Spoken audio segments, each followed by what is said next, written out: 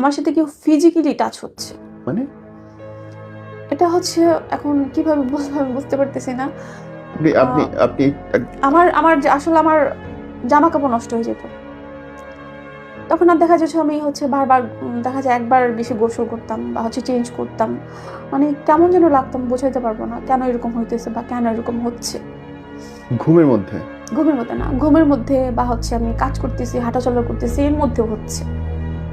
এর মধ্যে আপনি ফিল করছেন আপনাকে কেউ ধরছে, টাচ করছে? না, তখন টাচ করা বুঝি না, কিন্তু ওই আমার কাপড় নষ্ট হচ্ছে, আমি এটা বুঝতে পারতেছি। হচ্ছে হ্যাঁ হ্যাঁ হ্যাঁ, এটা আমি বুঝতে পারতেছি। তো এভাবে অটোমেটিকলি হ্যাঁ হ্যাঁ হ্যাঁ, এভাবে হচ্ছে। তো এর জন্য হচ্ছে আর আমার হাজবেন্ডকে আমার ভালো লাগতো না।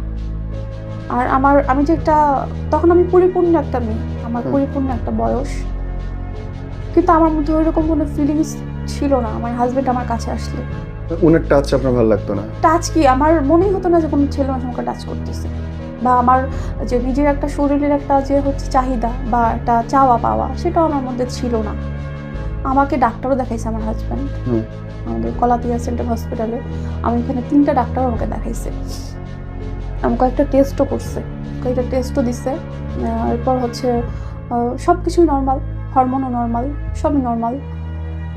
একটু ওয়েটটা একটু বেশি ছিল, ওজনটা, এর জন্য ওজন কমার ওষুধও দিল এক ডাক্তারে, বলছে হয়তো ওজন কমলে হয়তো ঠিক হয়ে যাবে। তো আমি আমার হাজব্যান্ডকে বললাম যে আমরা কাউন্সিলিং করি, সে আবার একটু অন্যরকম মাইন্ডেড ছিল, এটা আবার আরেকটা স্টোরি।